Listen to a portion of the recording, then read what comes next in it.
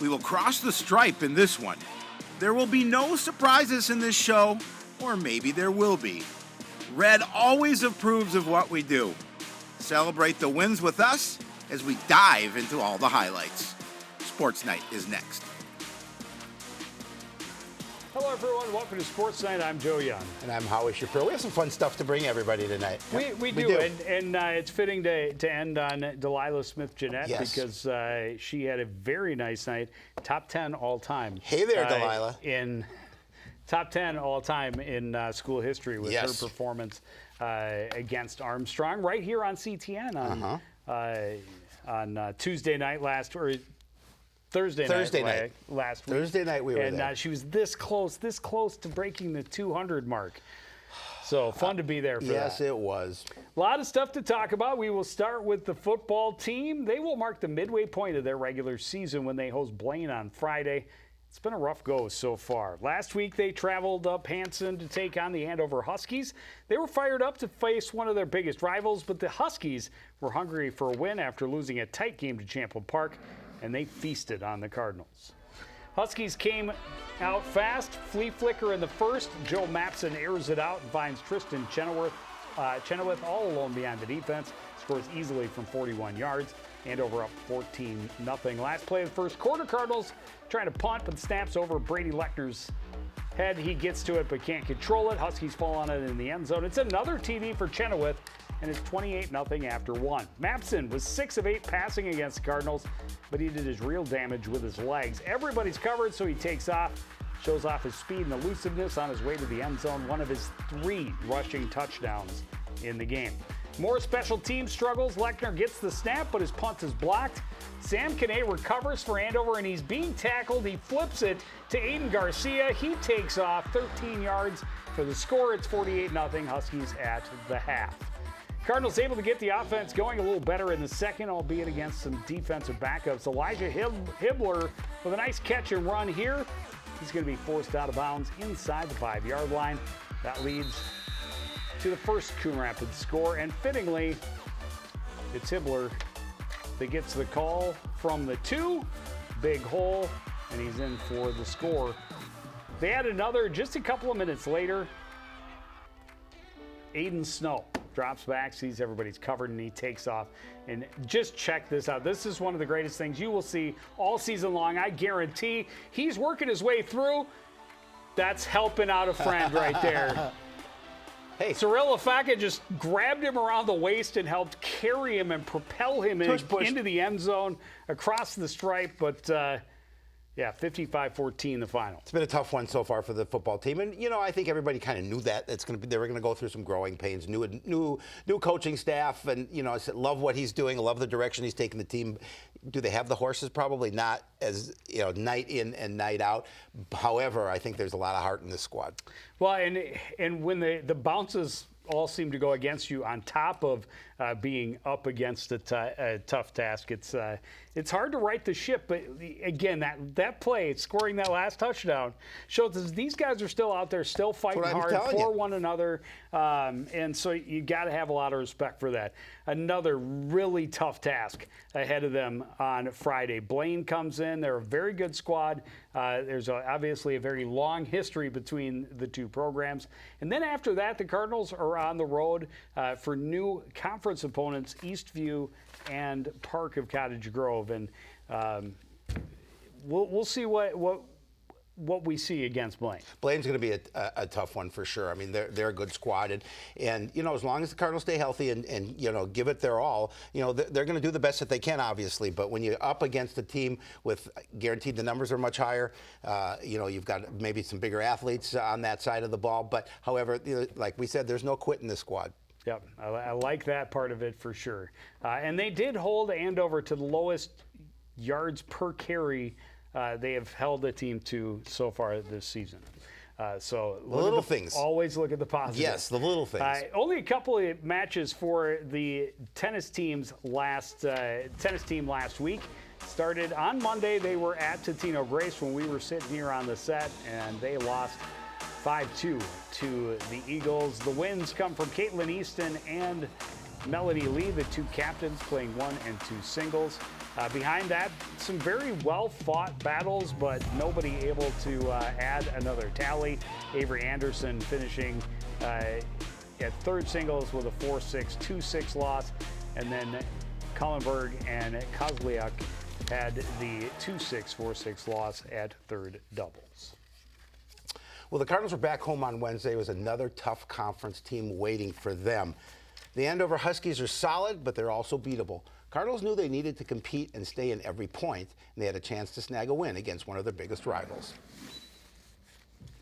Kaylin Easton is having an outstanding season at first singles. The junior looks poised and powerful. She gets the Cardinals a point in a tight one, winning the match in a 6-3-7-5 score. Co-captain Melanie Lee has stepped into the second single spot nicely as well. Gives the Cards a great 1-2 punch at the top of the lineup. Lee with a beauty of a backhand drop shot to end this rally, but she loses 5-7-1-6. Sophomore Tia Miller playing at third singles against Andover. She does a nice job controlling this point from center court, but she came up short, losing 2-6, 3-6.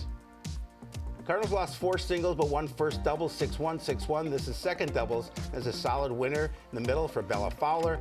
She and Olivia Kivioja lose 2-6, 3-6. Cardinals get one more win down in the final court. Laura Severson and Veronica Kozliak win 6-3, 6-3. Cardinals lose 4-3, a 4-3 match for the 5th time this season, Joe Young. Yeah, that's the tough part is they're so close. It does give you something to strive for, but they've been so close in so many. That would have a dramatic impact on their record, obviously. But you keep your chin up, you keep going. This week, a special week, Coach Scott Storick floated the idea to some of the other tennis coaches. The word got around. They started buying shirts for cancer to raise money to give to a hospital for cancer research. Great. 40 schools participated, over $6,000 raised for a line of hospitals. They will be wearing those T-shirts in the matches, both matches this week. I'm not sure if both teams, at least Blaine, when they're at Blaine on Thursday, Blaine will also be wearing the shirts. I don't know if Osseo is part of it or not, but I believe that's very likely as well. But very cool that that they have that happening, and again, always move forward. I love that. Well, the volleyball team started last week's play with a visit from the Park Center Pirates on Tuesday. Both teams were looking for a bounce-back match after suffering lopsided losses to their division leaders the previous week. The Pirates won the only meeting last year, and the Cardinals were hungry for a little bit of payback. Two pretty evenly matched teams, and the first set is really tight until we get to the double digits. That's where the Cardinals start to pull away. Great save by Natalie Ratana leads to the setup for Kira Radke. Comes right back to her, and she finishes on the second chance. Cards up 16-12 at that point. And they kept the roll going. Pirates scrambling a little bit on this point, but they were able to get it over. Cardinals don't get what they're looking for exactly, but it finds the floor for the point. Cardinals take first set 25-17. Pirates serving early in the second, and this is as clean as it gets. Radke receives, Alba Tau gives it back to her on a tee, and Radke hammers it home. She had a team high 10 kills. Cardinals in complete control. Even when they had to scramble like this point, they were able to regain their composure, get back into their system, and set up great attacks like this. Alexis Gallipo not to be denied. Cardinals win 25-19 to go up 2-0. Cardinals setting the pace again very early in the third as Zaria Banks punches it over. Pirates a quick counterattack on their left side. It's denied by Megan Whedon. Home team playing with the lead one more time. Park Center keeping it close until the very end, but the Cardinals able to get out the brooms. Quick turn for Radke. She cleans up from the left side. Cardinals make it a quick one, 25-23, the final, as they win in straight sets. You know, I love the atmosphere, you know, and these young women have so much fun playing together. And it really starts up top at the coaching staff because, you know, you can see the enthusiasm that the coaches have, and that shows in what the players do.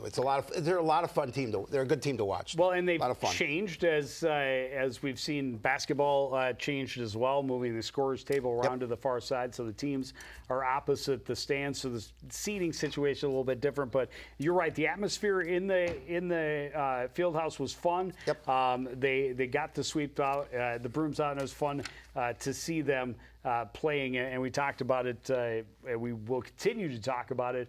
The numbers that they have, 5 very full teams. Just interest in the program continuing to grow. I love it.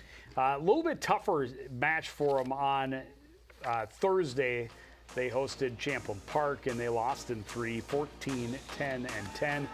Radke had 4 kills. Powers had 4 digs and an ace. Talitha Koo had 6 digs and 2 assists. And that one was also over pretty quickly. Over the weekend, they played in a tournament at Heritage Christian Academy. That should actually be 15. It should be 5-1, not 15-11. That's on me. So that first one is actually a draw, but because it was in pool play, they played first to 5, best of 2. So they lost that one 5-1 only for tournament purposes. In the record books, it's a tie. They lost to Hutchinson. That was also on Friday night, 25, 12, and 20. They started Saturday by losing to Spectrum in 2, then losing to Mabel Canton in 2 very close ones. You see 25-22 in both of those ones. Then they won against Western Lutheran in 3, winning 25-19, 15-25, and 15-10. And then in the 5th place match, they had a rematch against Heritage Christian, and they won 25-23, 22-25, and 15-13. That's gutting it out right there. Absolutely. Finishing that with a couple of wins. Their record 5-10 now as they continue on in the season. Yeah, and that's better than they were last year. Very true. I think Tia Radziditz for giving me a couple of emails to explain that. Make sure that we had at least the score. She said it was so much they couldn't get all of the stats downloaded, but at least she got me the scores and explained the situation with the first round tie against Heritage Christian Academy. So technically they're actually 5-9-1. 5-9-1. Okay. 5-9-1. I didn't change that part. A lot of changes. I like last 5-9-1 better than 5-10. All right. Yeah, All right. so we'll there take we it. go. We'll take it. They are at Anoka on Wednesday at Rockford next Tuesday. Well, the swimming and diving teams' only meet last week was the conference opener against Armstrong. The Falcons are a relatively small team with a lot of young athletes. Cardinals had some very solid individual finishes, but didn't have the depth to keep pace as a team. Armstrong finished 1-2 in the opening relay. Then in the 200 freestyle, they go 1-2 again. But then check this out. Tyler Schuda and Madeline Romano are going to touch the wall at the exact same time as you saw that to tie for 3rd place in a time of 2:27.27. That was great. Love to see that. The biggest highlight of the night for the home team, probably on the board. Junior Delilah Smith-Jeanette was dominant. She barely missed a 200-point score, scoring a 199.7, but that was more than 50 points ahead of 2nd place. And 8th all-time in school history. Very good. 8th all-time in school history. Love that. Freshman Madeline Romano had a nice meet against Armstrong, and it continued in the 100 butterfly. After her 3rd place tie earlier, she's all alone in 2nd this time, cruising to the wall in a time of 118.70. Nice swim there. Falcons had already clinched the meet when they got into the water for the backstroke, but the race featured another one of the Cardinals' rising stars. Freshman Lily Moulton pushed Armstrong senior Riley Sheffer all the way to the wall, missing 1st place by less than a half a second. Cardinals are going to lose the meet overall by a score of 103-63. But again, you talk about atmosphere. Even though they're a smaller squad, there's a lot of energy in that pool deck. A really, really small team, and Armstrong. Maybe not quite twice as many. Yeah. So there are definitely teams that they will both see this season that are larger than those two teams would be put together. But I like and I like the energy too from Coach Schlueter. She said they had 12 new personal records in that meet. Love to see that. So she's keeping me apprised of the things happening a little bit below the radar. But I mean, remember these, and both teams really smaller but very young. have a lot of girls doing some pretty impressive things that will be around for years to come. And we talked about, again, Delilah just outstanding. Hoping she breaks the 200 barrier this year. Me too. I think she's definitely, if she's diving this well this early, I think that's very, very likely. Yep. They are at Andover on Tuesday this week, and then they will be at Osseo a week from Thursday. Cross-country team was at the Wildcat Invite down in Waconia last week. Boys only put 2 guys into the varsity race, so they did not have enough members to qualify as a team.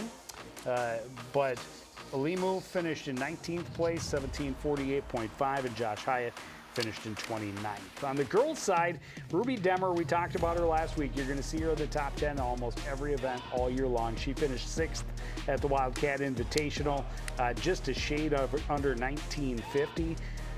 Sinigaglia was in 27th and 2138.3. Ryland finished 41st. Ella Legree was 50th, and Faith Koo was in 51st place in 2515.1. This week, one of the biggest events of the year, something that I know most of the runners look forward to. It's the Roy Griak Invitational.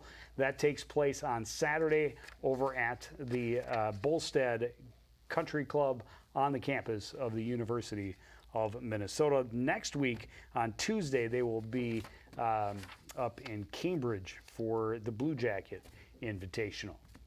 Boys soccer team had a couple of big conference contests last week, starting with a visit from the Pirates on Tuesday. Park Center came into the game hot, riding high off back-to-back wins over Elk River and Andover. The Cardinals, meanwhile, were trying to stop a 2-game skid, and they were not to be denied. Set plays were big for the Cardinals in this one. They start the scoring with a corner kick. Beautiful serve by Khalid Hassan. Perfect header by Noah Kassip gets Coon Rapids on the board, celebrates accordingly, sliding back, and Hassan says, I didn't have to move. I knew you were coming back. They strike again, another corner kick, this time from the other side. Omar Worku sends it in. Adam Kish gets a head on it right to Hassan. He fires it off the post and in. 3rd straight game with a goal for junior Khalid Hassan. Cardinals lead 2-0 at the half. They add one more in the second. Jarju finds Malka Gurma with some space. He fires it quick. Keeper gets a piece, but not enough. Gurma and the Cardinals all smiles as they cruise to the 3-0 win and even their record at 3-3. That's a big win for them, I think. Especially Park Center coming off a couple of wins back-to-back, and Cardinals trying to end that slide. They did so in shutout fashion, then get their record back to 3-3. Yeah, a couple of shutouts this year already for Howard, and but putting up the numbers, scoring multiple goals almost every game. Yep. A couple of they had those back-to-back 2-1 losses, but they have not, I don't think, yet been shut out. Yep. But they continue to score, and that's been the focus, and it has been working. And God, they have a number of guys that can exciting really, too. really play. Absolutely. So fun to see how they finish throughout the rest of the year. Let's see, Chample Park. They put up 2, but had to settle for the tie 2-2. Now 3-3-2.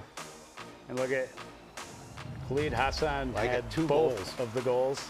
So he now has 5 goals in the last 4 games. That's impressive. That's he's on a roll. It's nice, and I don't remember the total, but they're in the teens somewhere for goals scored already this season. So very likely they're going to score more than the 25 they had last year, which was in and of itself quite impressive for this program. They are at Armstrong on Monday night and at Anoka on Wednesday. So a couple of games on the road. We'll, of course, have all the results next week on Sportsnight. Well, the girls' soccer team had a couple of non-conference games against 2A teams last week. On Tuesday, they played host to the Rockford Rockets. After a couple of 1-goal losses, Cardinals were hungry to get back on the winning track, and they blew up on the Rockets. Playing in the rain didn't dampen their spirits. Attacking in numbers in the first, the feed out front for Jenica Erickson, and the freshman nets her first career goal. Cards up 1-0. Nice goal there. Erickson pressuring deep in the near corner, leaves it back for Michaela Hafland, who sends it out front. Addison Erickson with a beautiful header off the bounce. First of the year for Addison, and all systems are go against the Rockets. Co-captain Kaylee Stegman adds to the lead in the second. Her free kick is off the crossbar and in. Her first of the season makes it 3-0. The Cardinals are flying high. Now, they're not done. They're going to add one more. Goal kick, easily intercepted by Addison Erickson. She puts it on a tee for Jenica. Fires a one-touch to the back near side.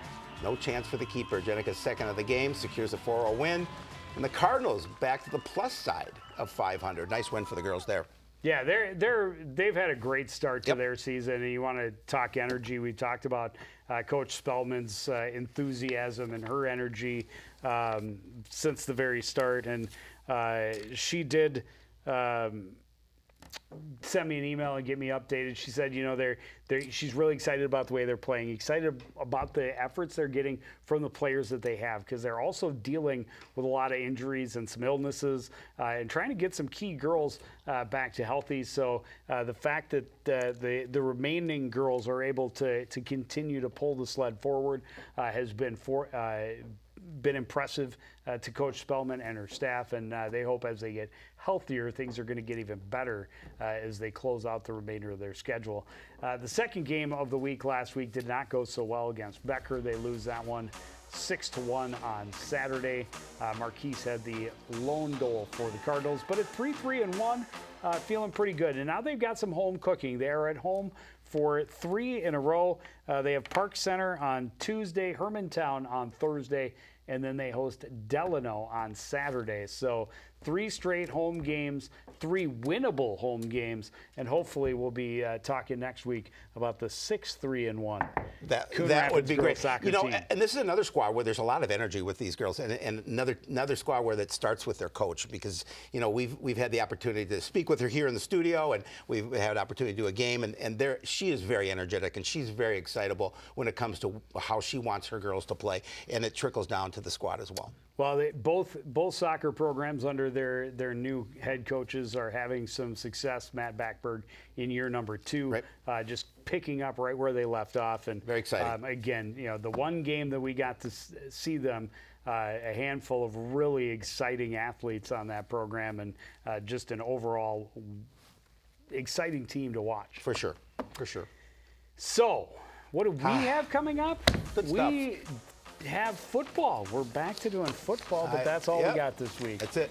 Blaine at the stadium on Friday night. Next week, we are going to do the tennis team. We're going to do tennis on Monday afternoon, and then we're going to come back here and do Sportsnight. That's all we do. It's all we do. We just grind it out. But Monday will be a long day, and then we get boys and girls soccer doubleheader, which very few of those with the girls playing an independent schedule this year. They don't have a lot of those doubleheaders, so glad that we're going to get a chance to see both, because both have been really exciting to see again this far into the season. But still a lot of the fall schedule lies ahead. We want to thank everybody out there for joining us and continuing to support everything we do here at CTN. For the entire crew, including Howie Shapiro, I'm Joe Young saying good night.